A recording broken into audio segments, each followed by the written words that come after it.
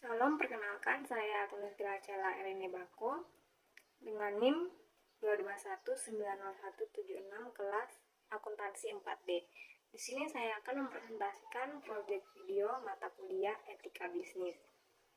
Baik, pada studi kasus 1, KMPG Sidaharta dan Harsono yang diduga penyuap pajak. Analisis permasalahan September 2001, KMPG Sidaharta dan Harsono, kantor akuntan publik ternama ini terbukti menyogok aparat pajak di Indonesia sebesar 75.000 US dollar. Bagi siasa diterbitkan faktur palsu untuk biaya jasa profesional KMPG yang harus dibayar kliennya, PT Eastman Christensen, anak perusahaan Baker Hughes INC yang tercatat di Bursa New York. Berkat aksi sogok ini, kewajiban pajak Eastman memang susut drastis dari semula 3,2 juta dolar US dollar menjadi hanya 270.000 US dollar. Sebelumnya, Harsono mensyaratkan adanya instruksi langsung dari Baker Hughes bukan dari PT EC kepada KMPG SSH untuk membayar pejabat kantor pajak. Atas dasar instruksi itu, kantor KMPG SSH bersedia melakukan praktek haram tersebut. Setelah menerima tagihan tersebut, PT EC membayar KMPG SSH sebesar 143.000 dolar Amerika Serikat dan kemudian memasukkan transaksi ke dalam buku perusahaan sebagai pembayaran atas jasa profesional yang telah diberikan KMPG SSH.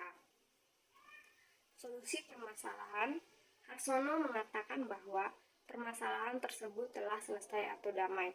Sony B. Harsono mengemukakan bahwa pihaknya telah melakukan suatu upaya hukum yang menyatakan baik KMPG SSH maupun dirinya secara pribadi tidak mengakui ataupun menolak tuduhan-tuduhan yang diajukan SEC dan DPK dan tidak dikenakan sanksi apapun. Akibat hukum dari perdamaian itu sendiri adalah bahwa para tergugat baik KMPG SSH dan Harsono dilarang untuk melakukan pelanggaran, memberikan bantuan dan advis yang berakibat pelanggaran terhadap pasal-pasal anti penyuapan dalam FCPA. Keduanya juga dilarang untuk melanggar pasal-pasal tentang pembukuan dan laporan internal perusahaan berdasarkan Securities Exchange Act tahun 1934. Kesimpulan, yang pertama, pihak KMPG telah menyuap aparat pajak senilai 75.000 US dollar. Cara untuk menutupi semua dengan diterbitkan faktur palsu untuk biaya jasa profesional KMPG yang harus dibayar kliennya PT Eastman Christensen, anak perusahaan Baker Hughes INC yang tercatat di Bursa New York. Yang kedua, masih ada praktisi yang bertindak curang demi keuntungan pribadi maupun klien tanpa mempertimbangkan dan menghiraukan risiko yang ada. Perilaku ini tidak melindungi kepentingan publik karena tidak dilandasi kejujuran. Hasilnya pasti tidak bisa dijadikan sebagai dasar pengambilan keputusan yang benar. Saran yang pertama, seorang praktisi harus berlaku sebagai wakil dari pengguna kepentingan publik. Untuk itu tidak boleh ada penyelewengan selama kerjasama profesional dilakukan. Tingkat kewajaran laporan yang diberikan harus berdasarkan pertimbangan dan bukti-bukti data yang valid. Yang kedua, setiap praktisi harus memiliki pengetahuan atau pemahaman berkelanjutan, keahlian teknis, profesionalitas, mental serta karakter yang jujur dan independen. Yang ketiga, dilakukan perbaikan sistem akuntansi dan konsistensi penerapan prinsip akuntansi yang berlaku umum di perusahaan. Berikutnya studi kasus 2, Malinda palsukan tanda tangan nasabah jakartakompas.com. Analisis permasalahan, terdakwa kasus pembobolan dana Citibank Malinda D. binti Siswantoro, 49 tahun, diketahui memalsukan tanda tangan beberapa nasabahnya. Malinda antara lain memalsukan tanda tangan Rohli bin Pateni. Pemalsuan tanda tangan dilakukan sebanyak 6 kali dalam formulir transfer sebesar $150.000 Amerika Serikat pada 31 Agustus 2010. Pemalsuan juga dilakukan pada formulir bernomor AN160244 yang dikirimkan ke PT Eksklusif Jaya Perkasa senilai Rp99 juta. Adapun tanda tangan palsu atas nama korban N. Susetio Sutaji dilakukan 5 kali.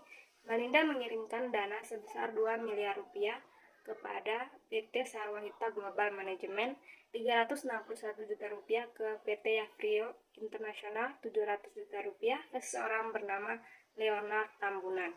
2 transaksi lainnya senilai Rp500 juta dan Rp150 juta ke seseorang bernama Igor Aweyuswara. Solusi permasalahan, hal ini pun diselesaikan dalam persidangan. Dalam persidangan tersebut lebih mengarah kepada SOP bank. Saksi ahli dari Bank Indonesia menerangkan, di dalam setiap bank ada jabatan Direktur Compliance. Pejabat tersebut bertugas menelaah apakah pelaksanaan SOP sudah sesuai dengan ketentuan. Banklah yang harus bertanggung jawab atas kesalahan tersebut. SOP menjadi rujukan dan kewenangan batasan peran setiap pegawai bank. SOP dibuat dengan peraturan Bank Indonesia dengan menggunakan prinsip kehati-hatian, dengan memperhitungkan keamanan nasabah serta kredibilitas perbankan. Sementara pelaku pemalsuan tanda tangan Malinda dituntut hukuman penjara 13 tahun dan denda Rp10 miliar dengan subsidiar 7 bulan kurungan. Kesimpulan, kasus ini dapat mengakibatkan kerugian dan berdampak negatif dalam aktivitas perbankan, khususnya Citibank, di bagian manajemen likuiditasnya, yaitu kemampuan manajemen bank dalam menyediakan dana yang cukup untuk memenuhi semua kewajibannya maupun komitmen yang telah dikeluarkan kepada nasabah, serta pengelolaan atas reserve requirement atau primary reserve atau giro wajib minimum sesuai ketentuan Bank Indonesia dan secondary reserve.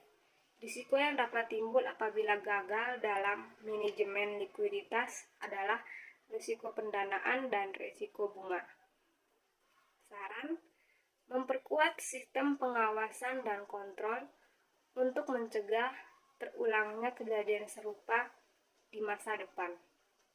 Sekian presentasi dari saya. Terima kasih.